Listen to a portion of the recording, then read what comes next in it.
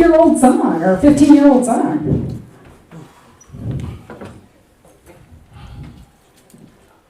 All right.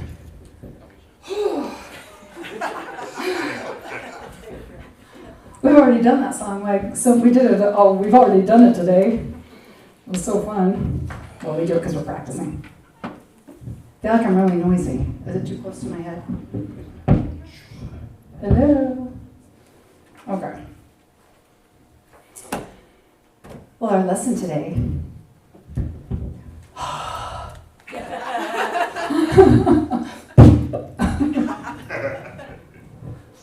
Our lesson today is on fate versus destiny.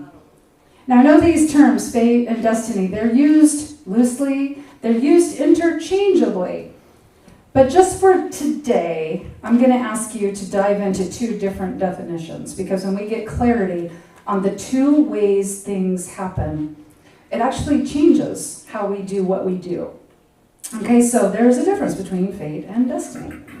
And so I'm going to talk a little bit about it, first of all, through a little tiny bit of Greek mythology. So you probably heard of the three sisters of fate, also known as the Mira. Okay, the three sisters, we've got Clotha. She spins the thread of the life. And then we've got Lachesis. She measures the length of the life. And then we've got Atropos, and she cuts the thread of life at its particular time. So we've got the three sisters.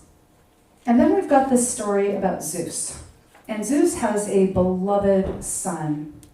His beloved son is fighting in the war with the Trojans. And he finds out that his son is going to die in battle. So Zeus, the god of all the gods, the god with the lightning bolts, right? He goes to the three fates, and he asks them to please spare his son. But it was fated that his son would die in that war. His son made a choice to fight in the Trojan War, right? So it was his fate to die in that war. So the fates wouldn't do anything about it. They couldn't do anything about it.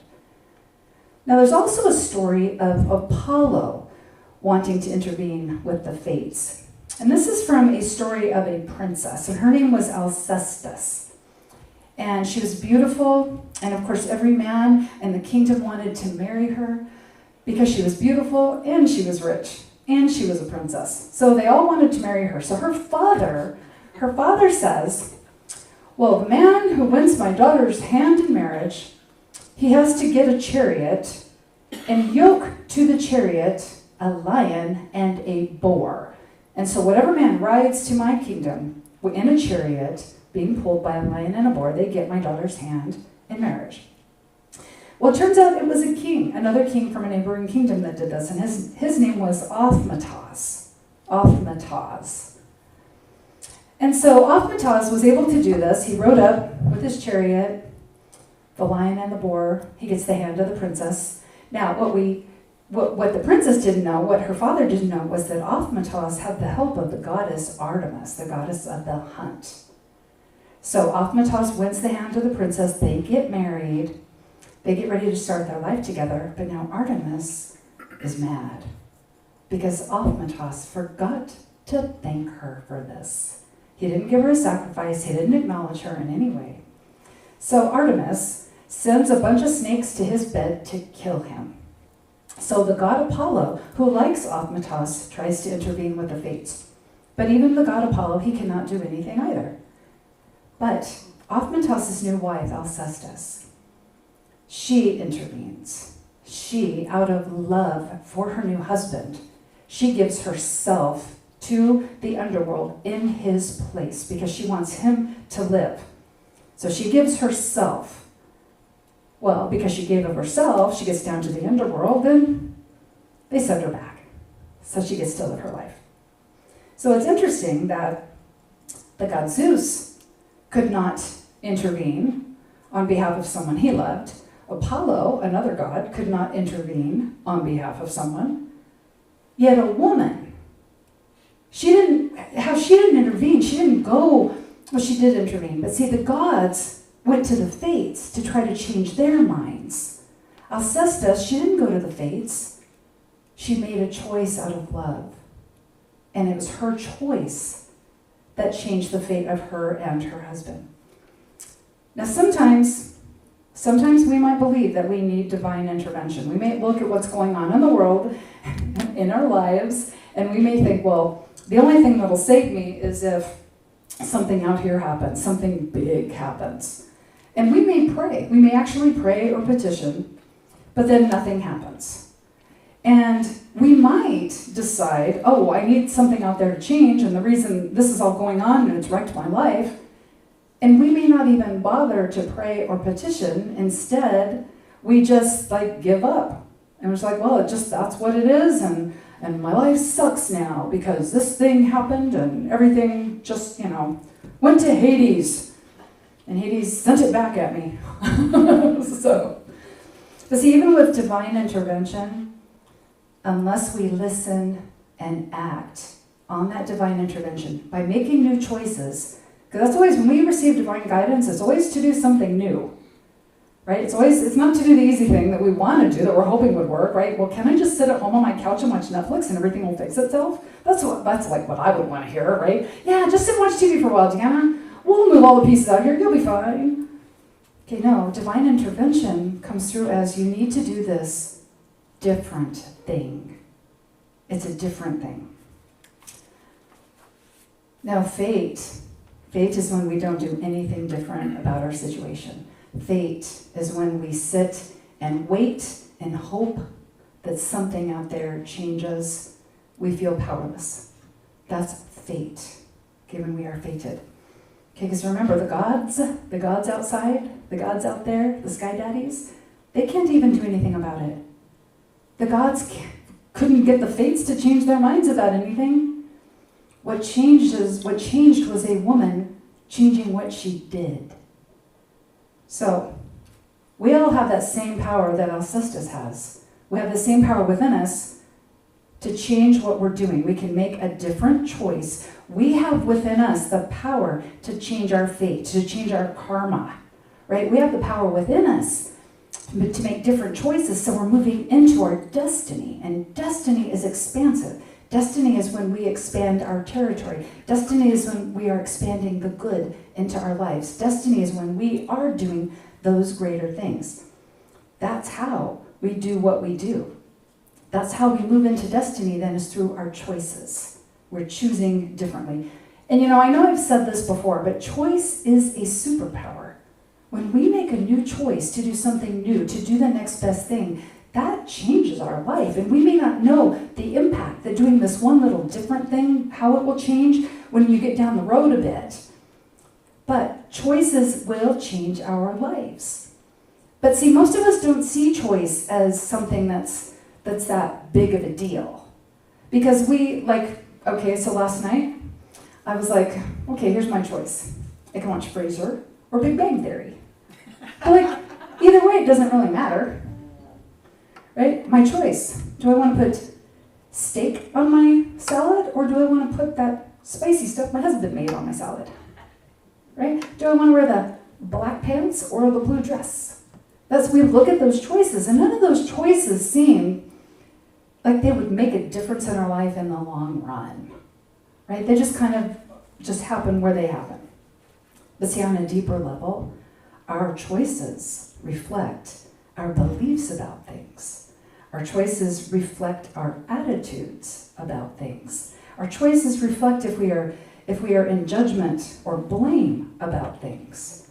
Our choices show us if we are in faith or if we feel powerless. Right? Do we trust and know that there's that within us that knows what to do and how to do it, and it will compel us to act on what it knows? Or do we think, oh crap, all these conditions, my life is ruined?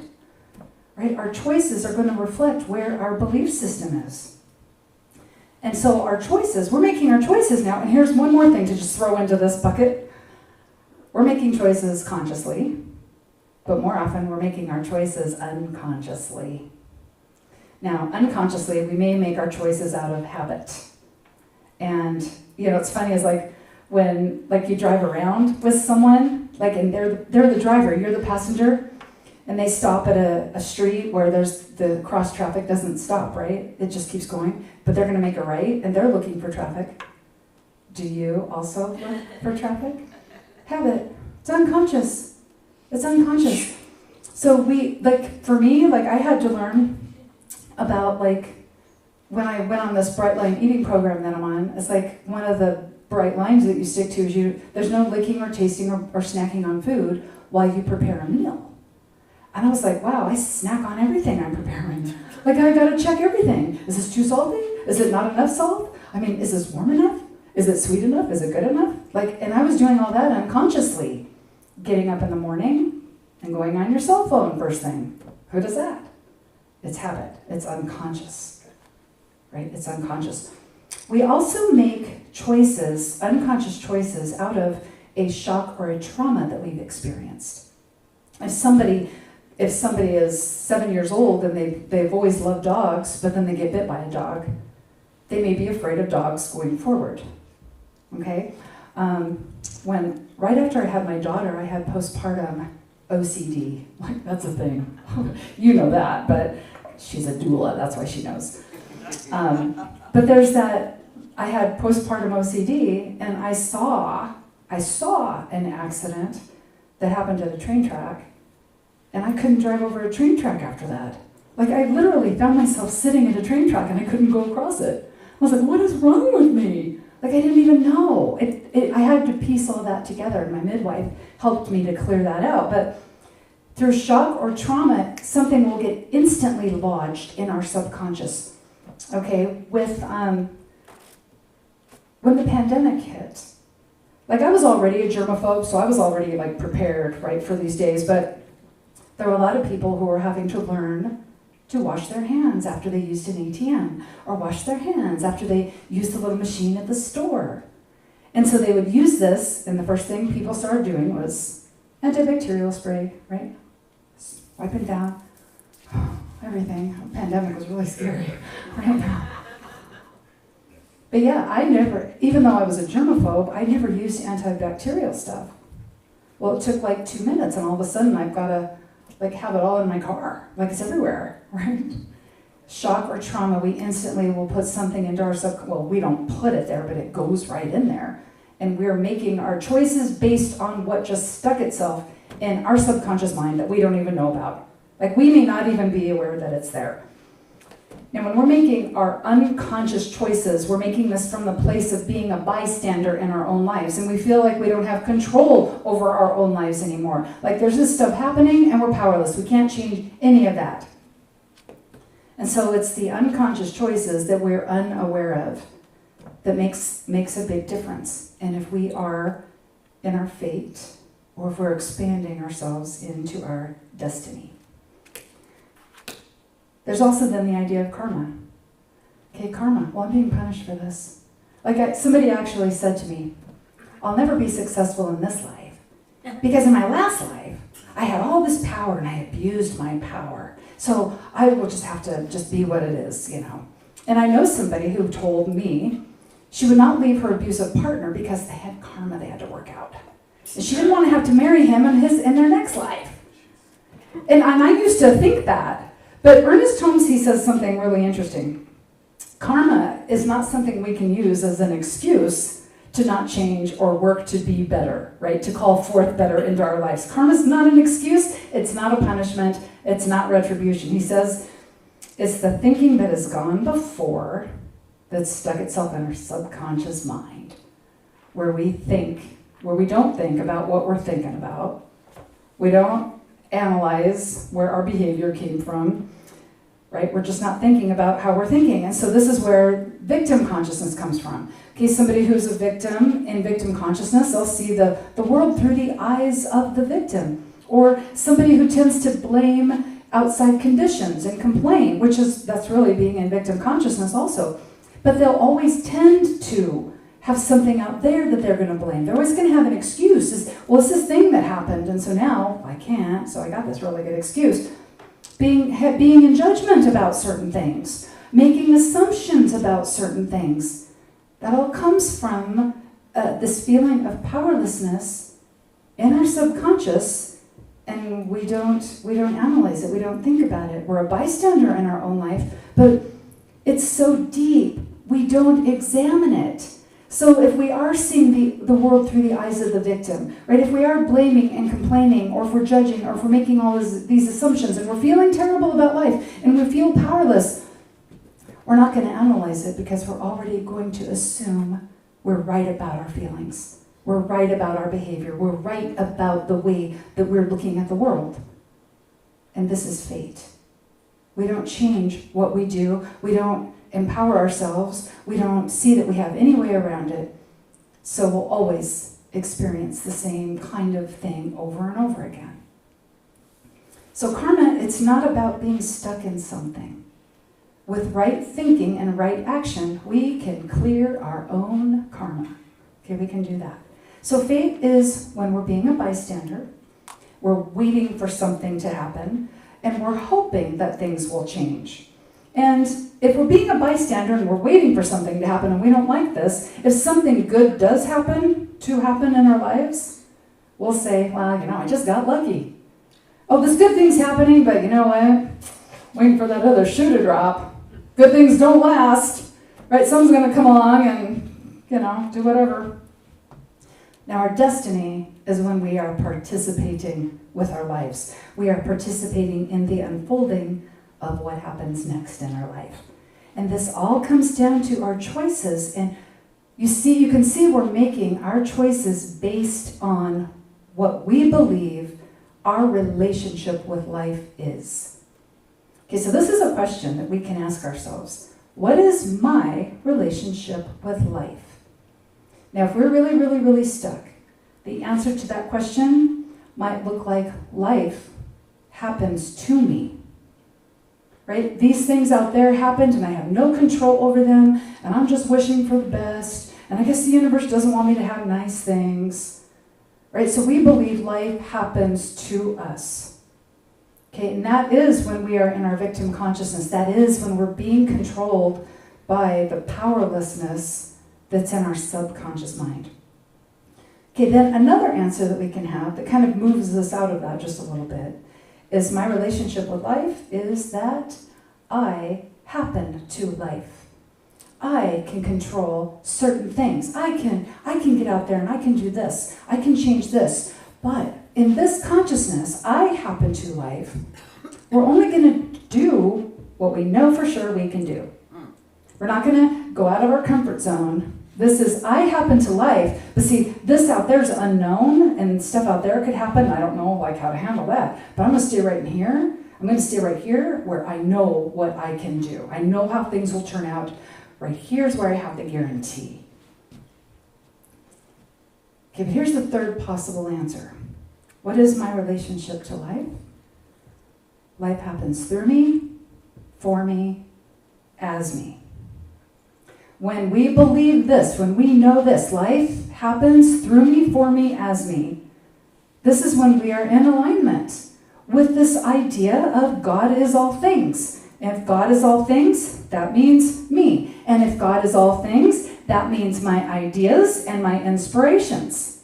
If God is all things, that means that there's the activity of God, the activity of the universe can be present even in the conditions out there that are kind of freaking me out right now. So, life happens through me, for me, as me, which means I'm choosing from faith now. Okay, we choose from faith when we know there's that within us that knows what to do, how to do it, and it compels us to act on what it knows. We know. We know we are the activity of God walking around on this planet. We choose from faith, and something really big happens when we choose from faith.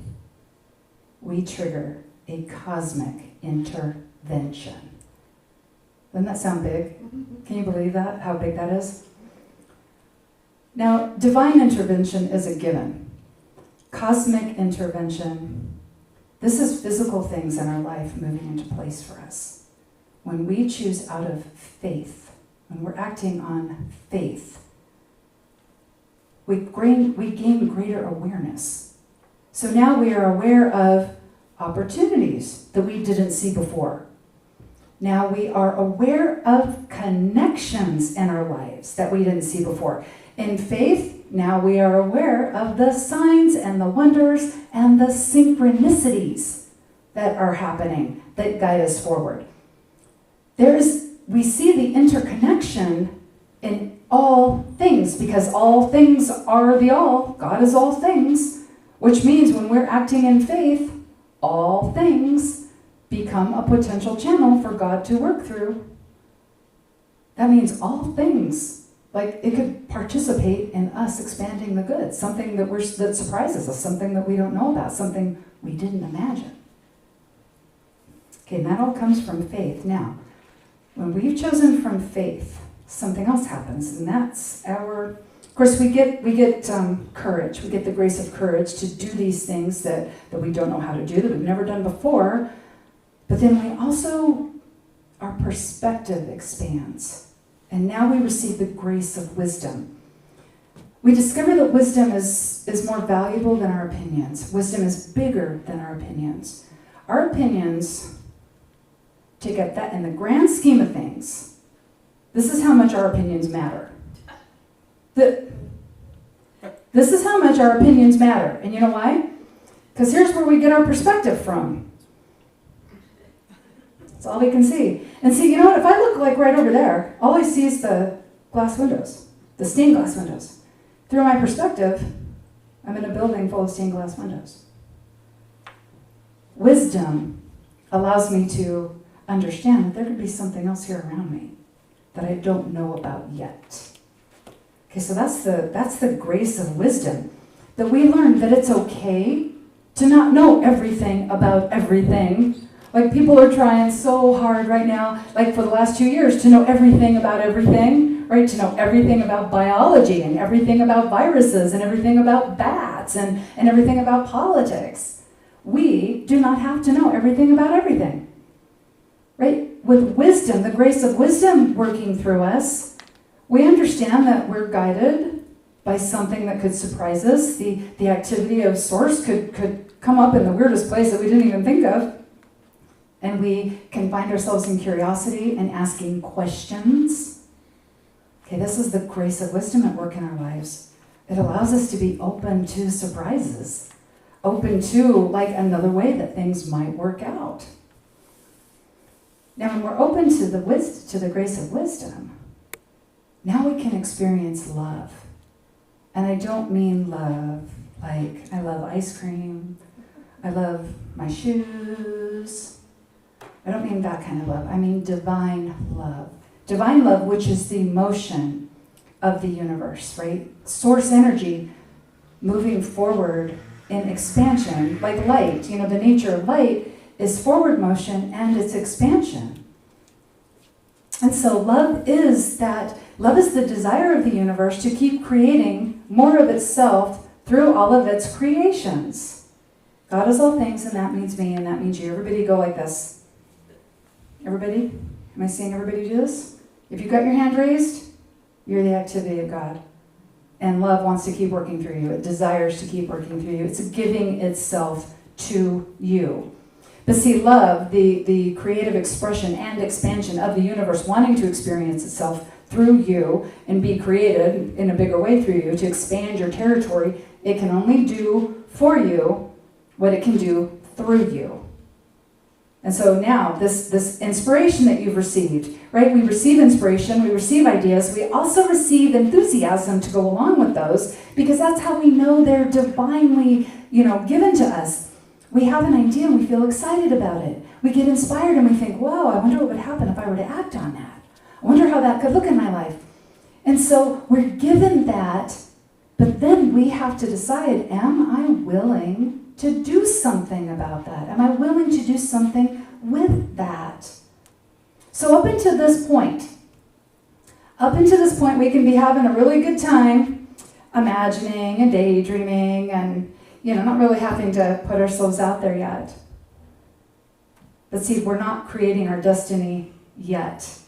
Now we have to do something. And then, so now is the time for us to move into our destiny, to look at all this now that we're experiencing, that we have the grace of wisdom. We're in faith, so now we are receiving the grace of wisdom. We're receiving the expansion of love through us. Now we have to surrender our will to divine will. And I never used to like this term. I know you've heard me say this before because I thought surrender meant giving up what I wanted to do. And then the universe was going to make me do something ugly. Like I was going to have to give up everything I loved and sit with my rice bowl. Right, just beg for rice. That's what I thought. That's what I thought. I'm not kidding you. Surrender does not mean we're giving up or giving in. Surrender means we are willing to let go of our personal will. And here's what our personal will is hanging on to. Our personal will is not concerned with our ideas and our inspirations. Personal will doesn't care about that stuff. Personal will is, how can I stay a victim?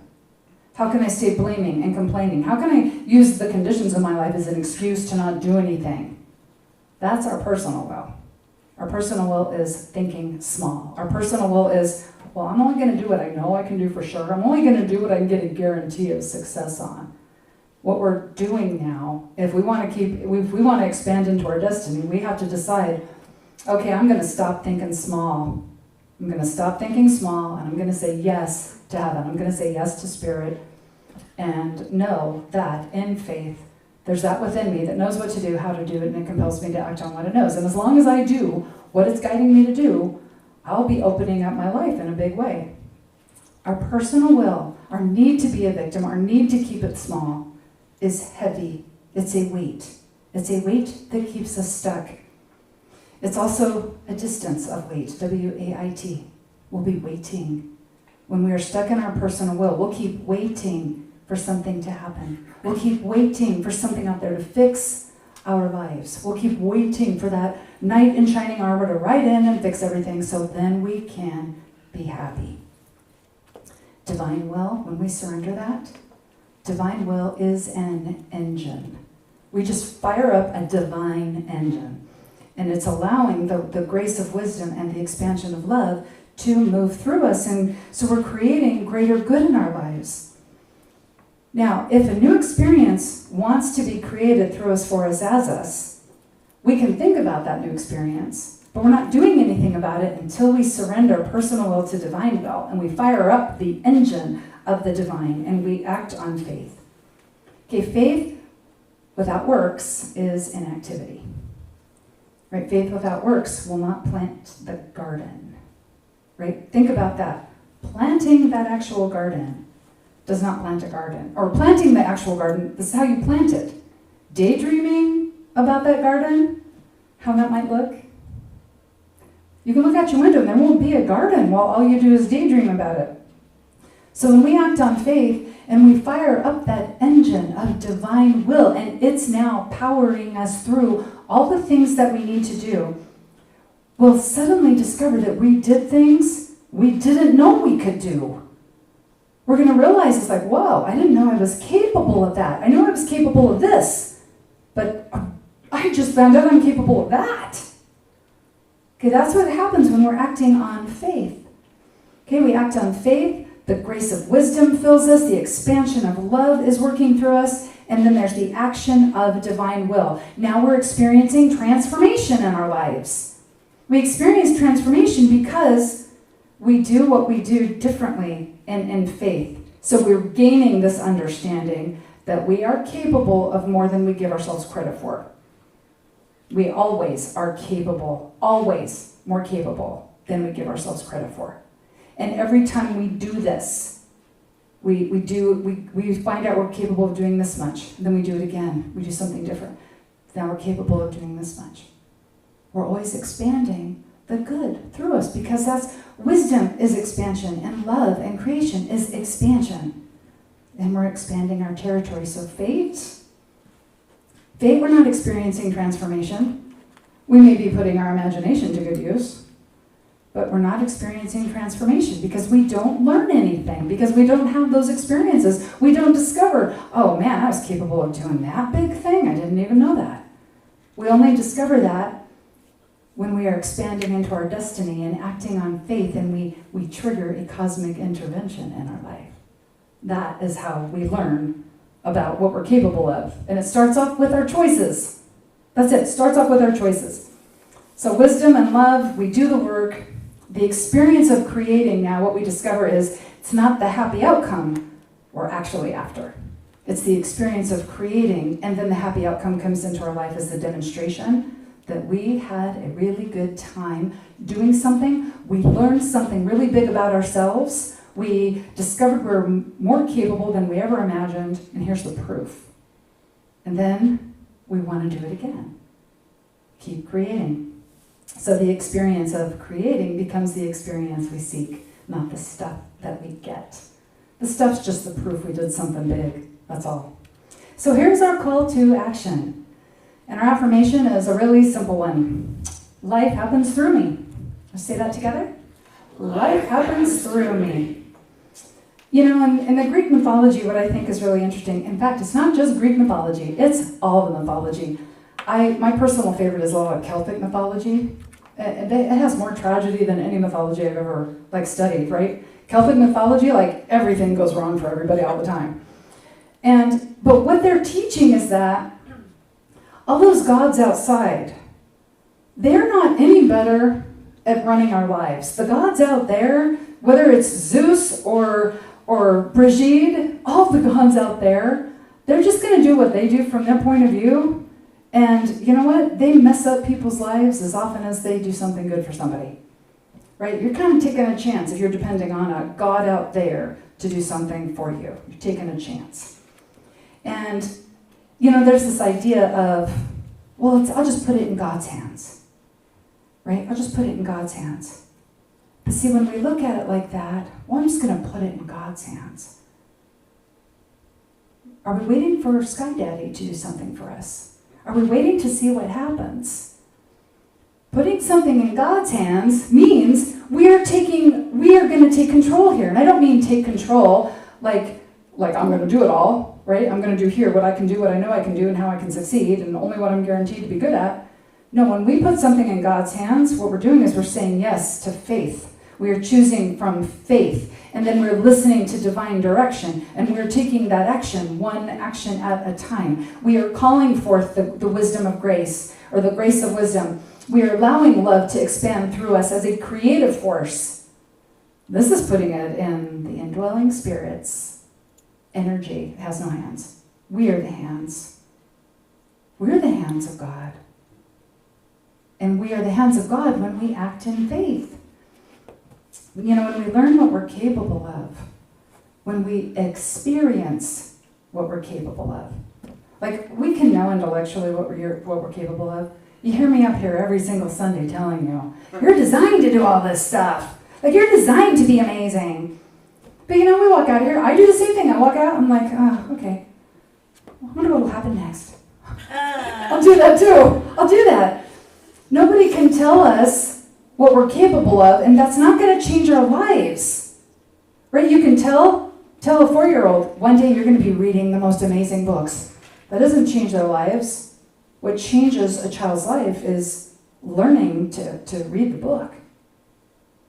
So it's our experience. We experience what we're capable of. We experience that we are capable of something more than we initially thought. That is the game changer. Right? That is how we're calling forth more good into our lives. The process of experiencing what we are actually capable of. That we are capable of more. Right? Not the getting it, it's the doing of it. So just daydreaming about it, just wishing for it, it becomes our fate to always just be daydreaming about it and wishing for it. That's fate. Just waiting to see what happens. Just waiting. Our destiny is doing what we do in faith, firing up the engine of divine will, triggering that cosmic intervention. That is how we are creating heaven on earth.